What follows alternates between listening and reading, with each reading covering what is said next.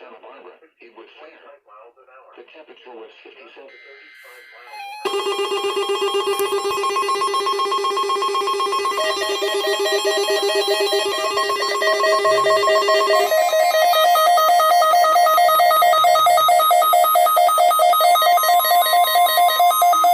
This is the weekly test of the NOAA radio warning device.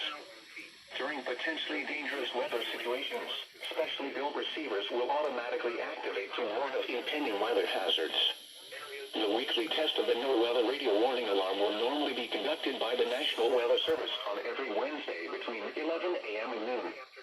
If severe weather is occurring or possible, the test will be postponed to the next good weather day.